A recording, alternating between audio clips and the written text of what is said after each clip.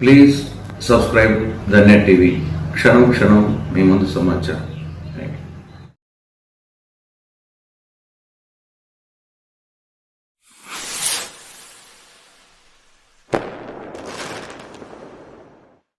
రాజ్యాంగ నిర్మాత doctor BR Ambedkar గారి 133వ జన్మదినం సందర్భంగా చాగలమరి న్యూ బిల్డింగ్స్ నందు మా మిత్రులు మా దేవదాసుల ఆధ్వర్యంలో ఆయన గురించి పుస్తకాలు రాయాలంటే కూడా ఎన్నో పుస్తకాలు రాయాల్సి ఉంటుంది.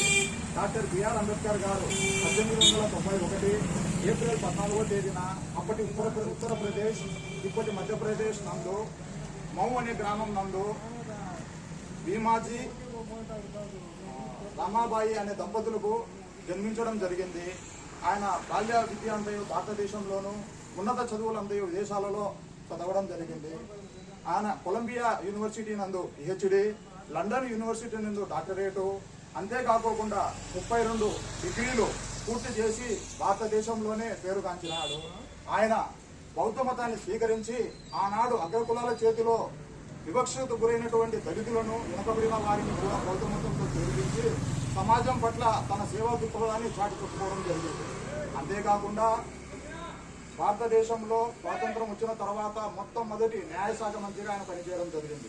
అంతేకాకుండా ఆయన భారత రాజ్యాంగ ముసాయిదా కమిటీకి అధ్యక్షునిగా పనిచేసి ఆ అధ్యక్షునిగా ఉండి భారతదేశంలో ప్రభుత్వ పాలన జరగాలన్నా అధికారులు నాయకులు ఏ విధంగా సేవలు అందించాలని చెప్పి ప్రపంచంలో ఎన్ని దేశాలు ఉన్నాయో అన్ని దేశాలు పర్యటించి ప్రతి దేశంలోని రాజ్యాంగాన్ని పరిశీలించి అన్ని విషయాలను మన భారత రాజ్యాంగంలో పొందుపరిచి ప్రజలకు వెనకబడిన వర్గాల వారికి మైనారిటీలకు రిజర్వేషన్ కల్పించడం జరిగింది. రాయడానికి 2 సంవత్సరాల 11 నెలల 18 రోజులు పట్టింది. అంతేకాకుండా ఈరోజు మనం చూస్తున్నాం ప్రజలకు వచ్చేసి ఓటు అనే ఒక ఆయుధాన్ని కూడా మన రాజ్యాంగంలో బాబాసాహెబ్ అంబేద్కర్ గారు. అంతేకాకుండా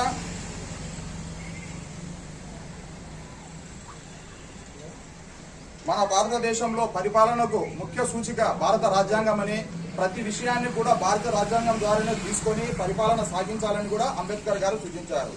అంతేకాకుండా ఈయన సేవలను గుర్తించినటువంటి మన భారత ప్రభుత్వం ఆయనకు భారతరత్న అవార్డునిచ్చి కూడా సత్కరించింది. అంతేకాకుండా అంబేద్కర్ గారు ఏ ఒక్క కులానికి కానీ ఏ ఒక్క మతానికి కానీ సంబంధించిన వ్యక్తి కాదు. కాబట్టి ప్రజలందరూ ఆయన సేవలను ఆయన ఆశయాలను ఆయన కళలను సాకారం చేయాలని ఆయన అడుగుజాడలో నడవాలని ఈరోజు ఈ కార్యక్రమానికి వచ్చిన అందరికీ కూడా మా శుభాభినందనలు తెలియజేస్తున్నాను.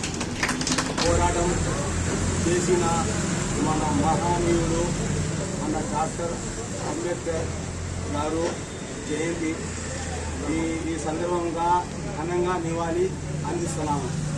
జోహార్.